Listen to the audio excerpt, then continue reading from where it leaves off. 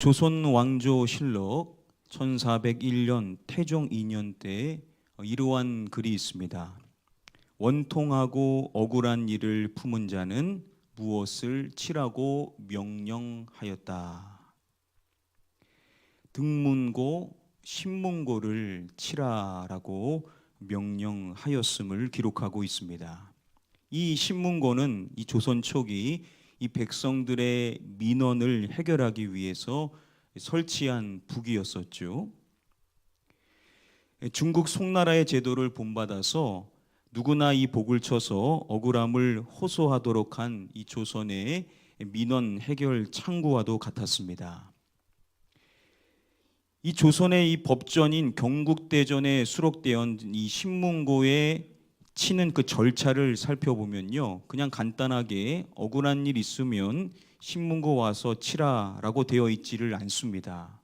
그 내용을 보면 지방 관찰사에게 내용을 먼저 올리라고 하고, 그런 다음에 그럼에도 불구하고 억울함이 있으면 사헌부에 그것을 고하라라고 두 번째로 말합니다. 그렇게 하고도 여전히 억울하다라고 한다면 그때 가서 신문고를 치라라고 기록이 되어져 있습니다.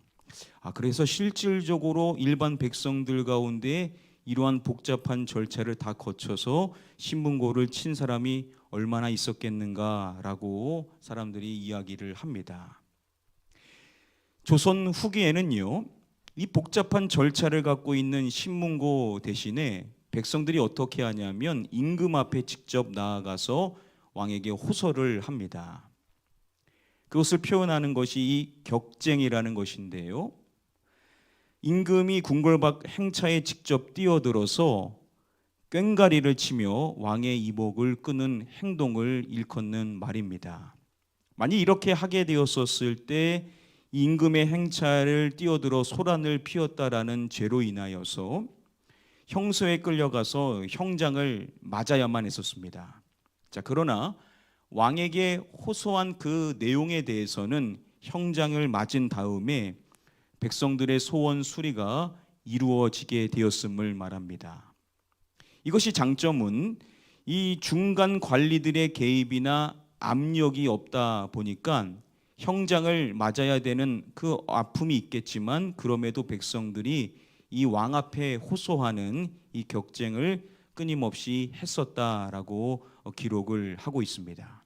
어려운 일이었지만 어떻게든 왕 앞에 서서 호소할 수 있는 길이 있었다라는 것이죠.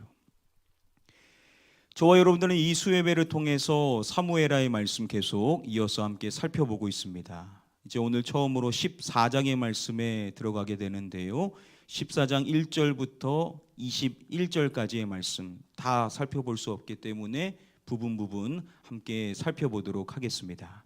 우리 본문 시작의 말씀 함께 한 목소리로 읽어보겠습니다. 수르야의 수루아의 아들 요압이 왕의 마음이 압살롬에게로 향하는 줄 알고. 우리가 지난 시간에 살펴본 것처럼요, 다윗의 아들 가운데 압살론이 암논을 살해하고자 자신의 종들에게 명령을 내렸고 압살론의 종이 암논을 죽게 하죠. 이 일이 있은 후에 압살론은 이제 도망을 치게 되는 것입니다. 압살론이 구슬로 가서 거기서 살게 되는데 그곳에서의 시간이 이제 3년이라는 시간이 흘러가게 되었었던 것입니다. 그리고 13장의 말씀 마지막 내용을 보면 다윗 왕의 마음이 누구를 향하여 간절하니라고 말씀을 해줍니다. 누구를 향하였을까요? 압살론을 향하여 간절하니라고 이야기를 해줍니다. 다윗이 이 압살론을 향한 간절한 마음을 아마도 갖고 있었던 것입니다. 그리고 오늘 본문의 말씀의 시작의 말씀이 말하기를 누가 왕의 마음이 압살롬에게로 향하는 줄 알았음을 말씀이 밝혀주고 있습니다. 누구를 말하죠? 바로 요압을 이야기를 하죠.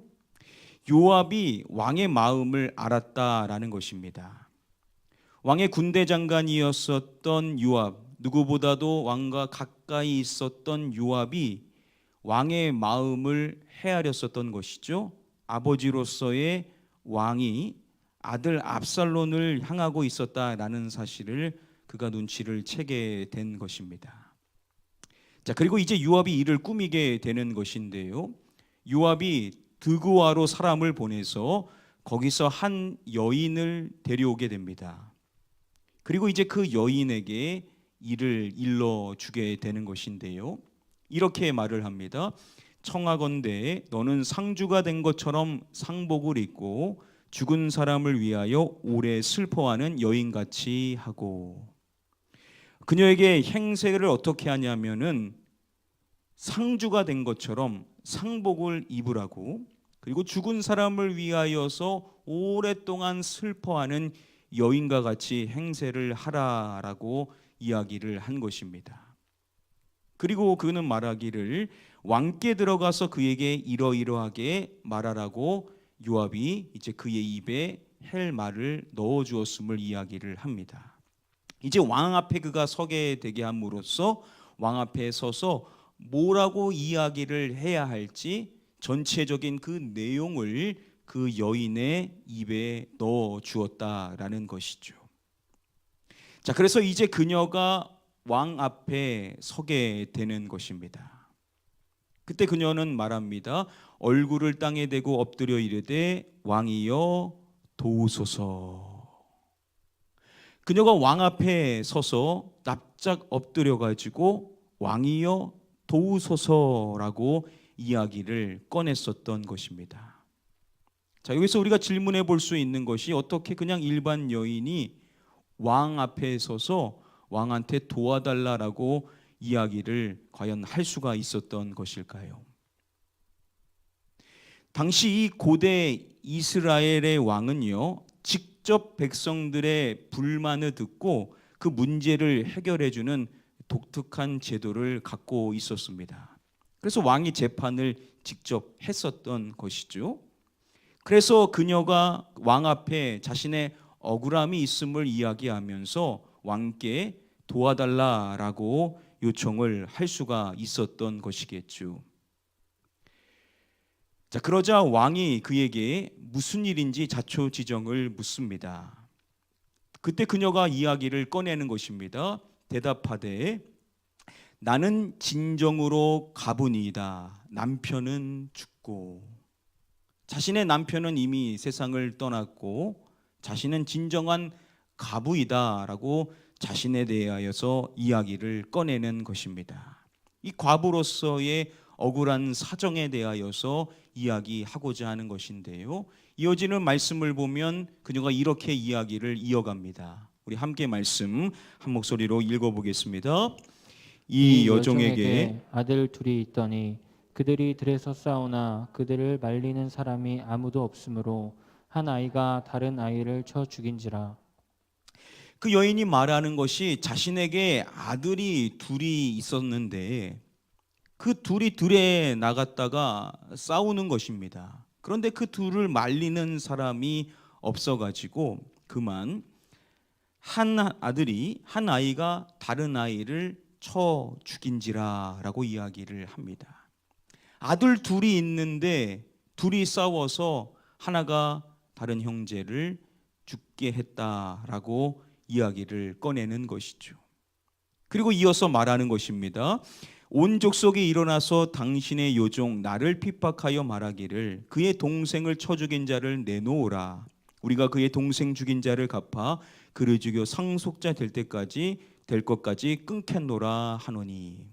온 족속의 사람들이 그 살인을 저지르는 형제를 죽인 그 아들을 내놓으라 하는 것이죠. 그래서 그 동생을 죽인 값으로 인하여 그를 사망에 이르게 하여서 상속자가 될 것을 끊겠다라고 이야기를 했었다라는 것입니다. 그리고 이어서 말하는 것입니다. 그러한즉 그들이 내게 남아있는 불꽃을 꺼서 숯불을 꺼서 내 남편의 이름과 시를 세상에 남겨두지 아니하겠나이다 하니.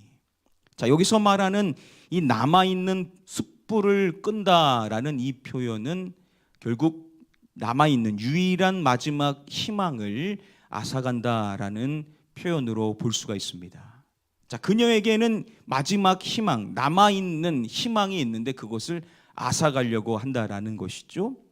그 말은 결국은 남편과 그리고 그 남편의 이름과 씨를 세상에 남겨두지 못하도록, 즉 하나밖에 없는 이제 남은 유일한 아들마저도 사라지게 되면 자신에게는 희망이 없어지게 된다라고 이야기를 하는 것입니다. 자, 그 이야기를 듣자 왕이 이 여인에게 이야기하는 것입니다. 내 집으로 가라. 내가 너를 위하여 명령을 내리리라. 자, 왕이 알았다라는 거죠. 네 이야기를 내가 들었으니까 내가 이제 명령을 내릴 테니까 집으로 돌아가라라고 그녀에게 이야기를 한 것입니다. 다른 여인들 같으면 알겠다라고 감사합니다라고 돌아갔었을 텐데 그 여인은 이야기를 멈추지를 않는 것입니다. 그녀가 또 말하는 것입니다.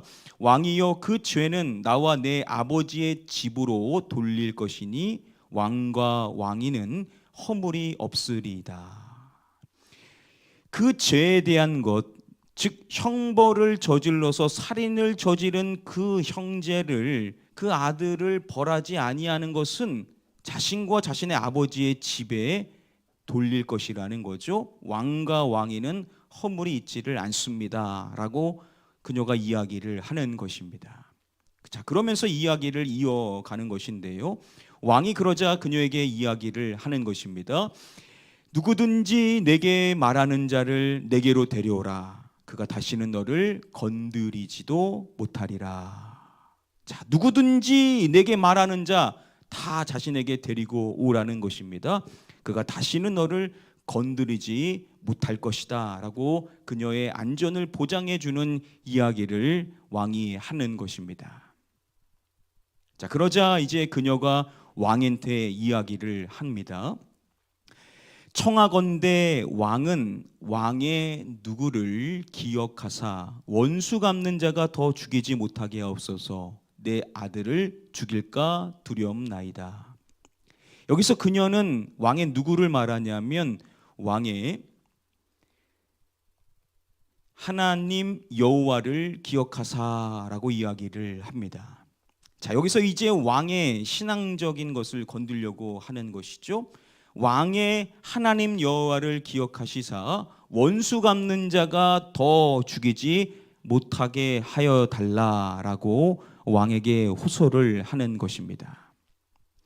그러자 왕이 이야기를 하는 것이죠. 이렇게 이야기를 합니다. 여호와께서 살아계심을 두고 맹세하노니 내 아들의 이것 하나도 땅에 떨어지지 아니하리라 라고 이야기를 합니다. 내 아들의 머리카락을 말하죠. 그가 여호와 하나님의 살아계심을 두고 맹세하기를 네 아들의 머리카락 하나도 땅에 떨어지지 않을 것이다 라고 아주 강조하여 이제 당신의 아들을 내가 보호해 줄 것이다, 당신의 아들은 이제 안전하다 라고 이야기를 함으로써 그 아들의 신변을 이제 보호해 줄 것이다 라는 이야기를 왕이 꺼내는 것입니다. 자, 그러자 여인이 왕에게 이야기합니다. 청하건대 당신의 여종을 용납하여 한 말씀을 내 주 왕께 여쭙게 하옵소서. 자, 왕이 이 정도 이야기했으면 감사합니다라고 돌아갈 텐데 그녀는 또 부탁하는 것이 한마디 왕께 여쭐 게 있는데 그 말을 허락해달라라고 다윗에게 이야기를 하는 것입니다. 그러자 왕이 그 여인에게 그렇게 하라라고 말하라라고 그녀에게 이야기를 하는 것입니다. 자, 여기서부터 이제 그녀가 본질적으로 하고자 했었던 이야기를 꺼내게 됩니다. 우리 이어지는 본문 말씀 같이 한 목소리로 읽어보겠습니다. 시작. 여인이 이르되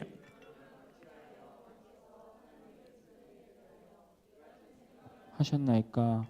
이 말씀을 하심으로 왕께서 죄 있는 사람같이 되심은 그 내쫓긴 자를 왕께서 집으로 들어오게 하지 아니하심이니이다.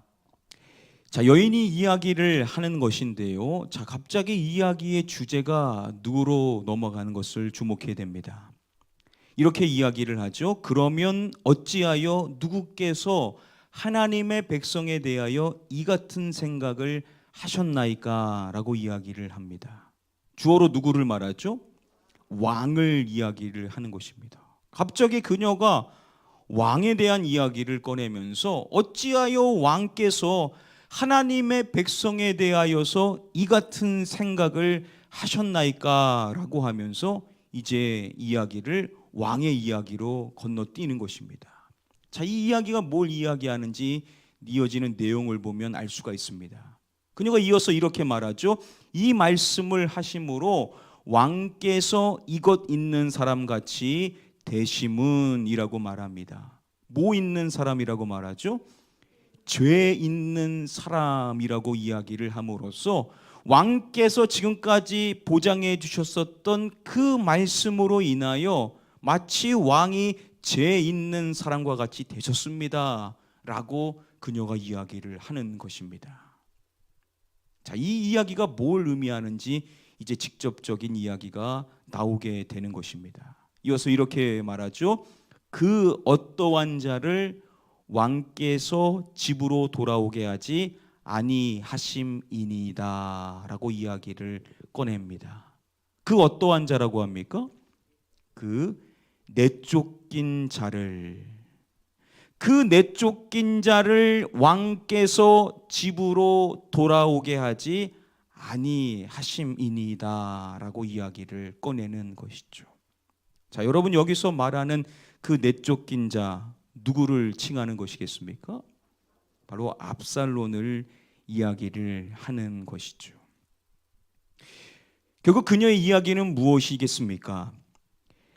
다윗 왕이 드고와 여인의 아들을 보호하는 판결을 내리면서 실상 자기 아들인 압살론은 내버려 두는 것은 모순이라고 말하는 것이다 라고 주석가들은 설명을 합니다. 지금껏 그녀가 이야기했었던 그 아들에 대하여서 보장해 주며 그 아들의 생명을 안전케 하며 머리털 하나도 그가 떨어지지 않을 것이다 라고 이야기했었던 그 아들에 대한 이야기가 이제 당신의 이야기다 라고 이야기를 하는 것이죠. 어찌하여 왕께서는 당신의 아들에 대하여서 그렇게 해주지를 않는 것입니까? 라고 이야기함으로써 왕께서 내린 그 판결하고 당신의 행동을 비교해 보면 결국 모순이 되는 거 아닙니까? 라는 식으로 그녀가 이야기를 했었던 것입니다.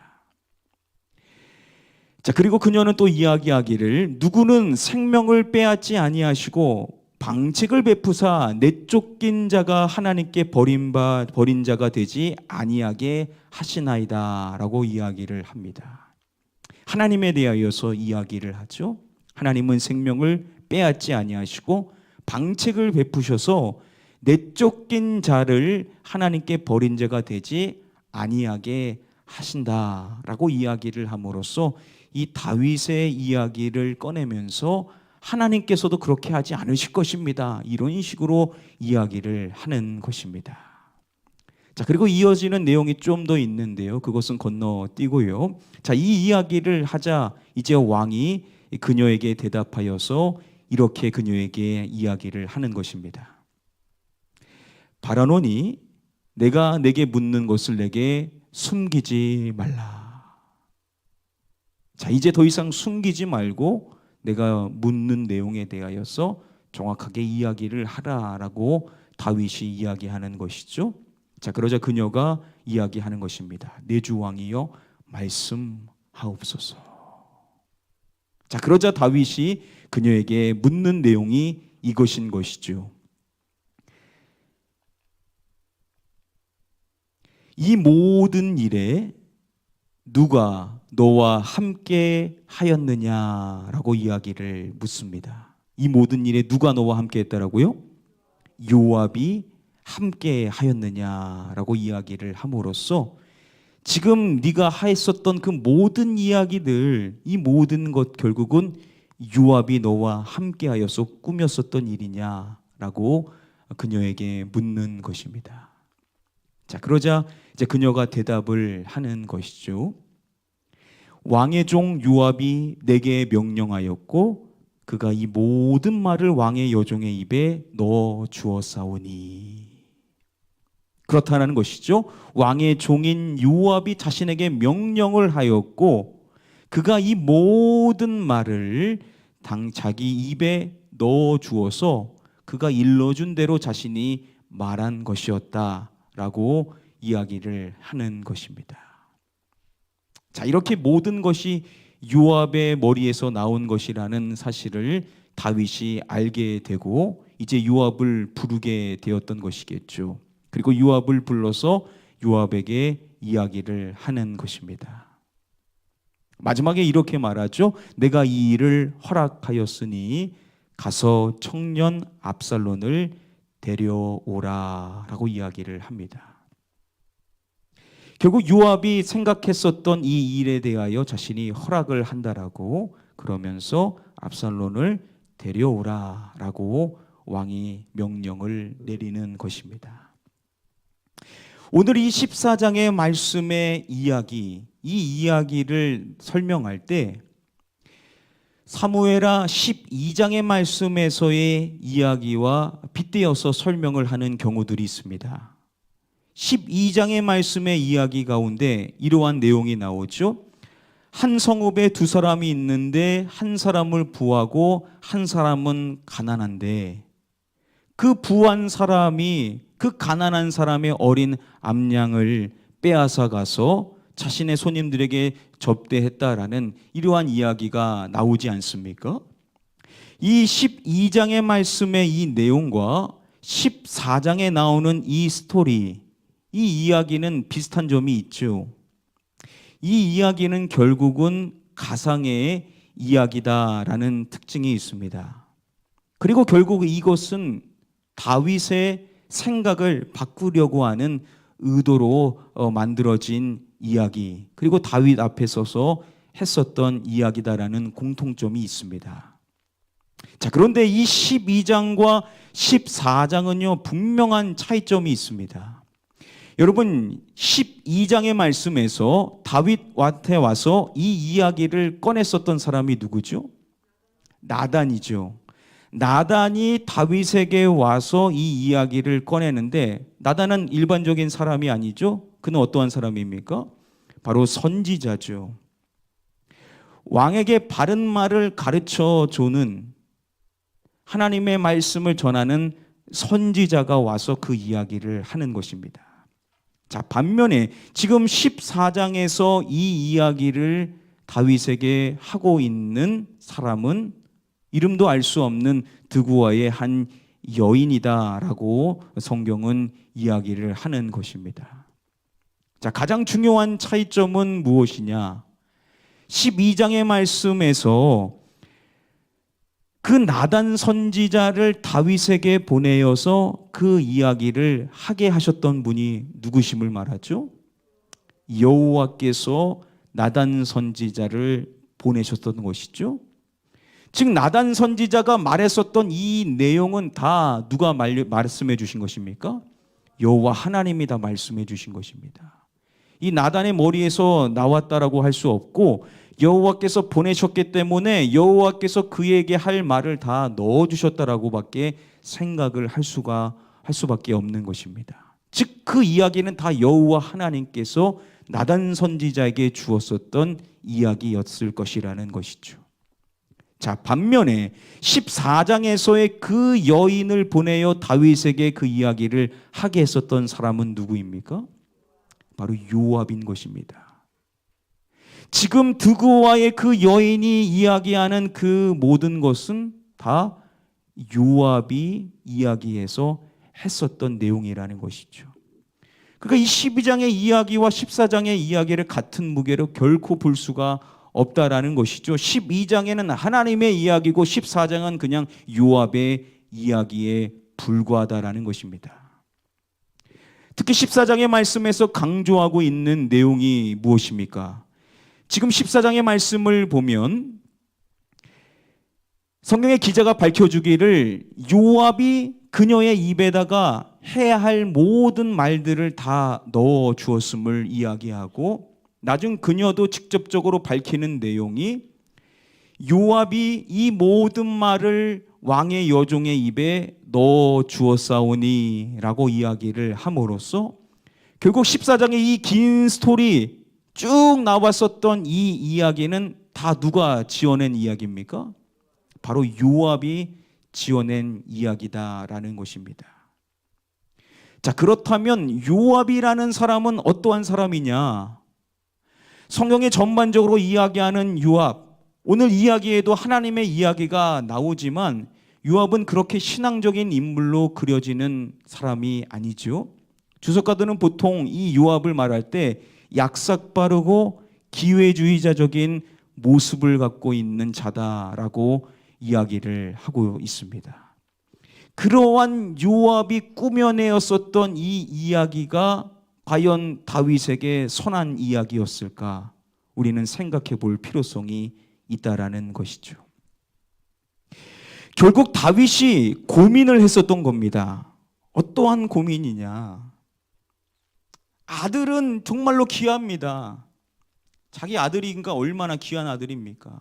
그런데 그 아들이 해서는 안 되는 끔찍한 일을 자행해서 도망가 있는 것입니다. 그러니 고민이 되는 것이죠.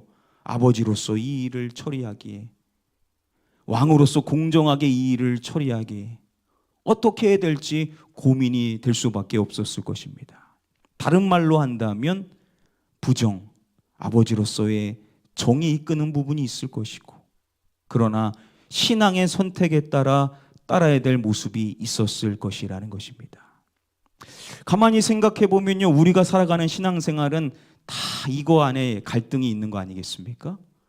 하나님의 말씀대로 순종해야 될 길이 있고, 내 감정에 따르는 길이 있습니다.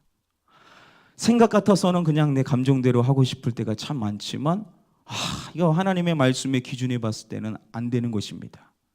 우리는 다 이 갈등 안에 인생을 다 살고 있는 것이죠. 자, 이 갈등 안에서 어떠한 선택을 하며 인생을 사느냐가 우리의 삶을 판가름내게 될 것입니다. 결국 우리의 지금 현재의 모습은 이 두 가지 중에서 뭘 선택하며 인생을 살아왔느냐의 결과라고도 말할 수가 있을 것이라는 것이죠. 자, 그런데 그것을 옆에서 가만히 지켜보는 사람이 있었는데 누가 지켜봤습니까? 요압이 지켜보는 것입니다. 그리고 요압이 다윗의 두 가지 가운데 뭘 결국은 건든 것이겠습니까? 정을 건든 것이죠. 아버지로서 그의 인간적인 마음이 다윗을 향하고 있다는 것을 그는 아는 것이고, 그것을 어떻게든 건드리는데 그것을 둔갑을 시켜가지고 표리부동에 빠지게 하고 또 신앙적인 이야기도 집어넣어서 결국 다윗으로 하여금 어쩔 수 없이 그 일을 선택하게 만들도록 하는 일을 했다라는 것이죠. 이제 이어지는 내용을 보면요, 이 스토리가 결국 어떠한 방향으로 흘러가는지 내용을 보면 결국 이 선택이 그렇게 좋은 선택이 아니었다라는 것을 알 수가 있습니다. 사랑하는 성도 여러분들, 우리 주변 사람들은요 그렇습니다. 유압과 같은 사람들이 참 많죠. 어떻게든 지혜롭게 해가지고 여러분들의 감정을 건드려서 여러분들이 원하는 것을 선택하도록 하려고 하는 사람들이 많이 있습니다. 어떻게 그렇게 나쁜 사람이라고 또 말하기는 또 어렵죠. 왜냐하면 우리 안에 그 감정이 있는 것 아니겠습니까?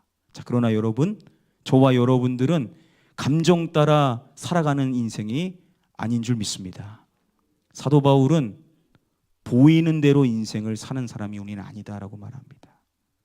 우리는 무엇으로 인생을 산다라고 바울은 말하죠? 믿음으로 인생을 사는 사람이라고 말합니다. 세상 사람은 눈에 보이는 대로 인생을 선택하며 살아가는 겁니다. 그런데 우리는 보이는 대로 인생을 살아가는 사람이 아니라 믿음으로 살아가는 사람이다라고 바울은 분명하게 이야기를 한다라는 것이죠. 그렇습니다. 우리는 정 따라 인생을 살아가는 자가 아니라 신앙을 선택하고 신앙의 선택에 따라 인생을 살아가는 자가 되어야만 될 줄 믿습니다. 진짜 좋은 사람은 누굽니까? 때로는 쓴소리여도 하나님의 말씀대로 선택할 수 있도록 지혜를 주는 사람. 여러분, 이런 사람이 진짜 좋은 사람 아닙니까? 그런데 우리는 자꾸만 내 듣기 좋은 말, 내 감정을 잘 헤아려주고 내 정을 잘 건드려줘서 내로 그러한 선택을 하려고 하는 그러한 사람들을 선택하고 그러한 사람의 말에 귀를 활짝 열 때가 참 너무나도 많이 있는 것이 우리의 연약한 모습일 것입니다. 이 다윗이라는 사람이 이제 기준이 무너졌다라는 것을 볼 수가 있죠. 참 안타깝습니다. 다윗이라는 삶의 행보가 계속해서 연약한 모습으로 보이는 것을 볼 수가 있습니다. 그 단호했었던 다윗의 모습은 어디 있냐라는 거죠. 그 결단력 있었던 신앙의 사람 다윗의 모습은 어디 갔냐라는 것이죠. 이미 자신의 기준이 한번 무너져 버리니까 선택을 못하는 것입니다. 갈팡질팡하는 것이죠. 사랑하는 성도 여러분들, 우리는 신앙 따라 믿음 따라 인생을 결단하여 살아가는 자가 되어야만 될 줄 믿습니다. 여러분, 그렇게 살아가야 우리의 자녀들도 우리를 보면서 그렇구나, 믿음으로 인생을 살아가는 것은 감정 따라 인생을 살아가는 것이 결코 아니구나. 우리의 자녀들이 이러한 모습을 보고 우리의 발자취를 따라가야만 될 줄 믿습니다. 말씀 따라, 신앙 따라, 믿음 따라 인생을 살아가는 저와 여러분들이 되셔서 믿음의 본을 보일 수 있는 저와 여러분들 되시기를 주님의 이름으로 간절히 축복하며 축원합니다.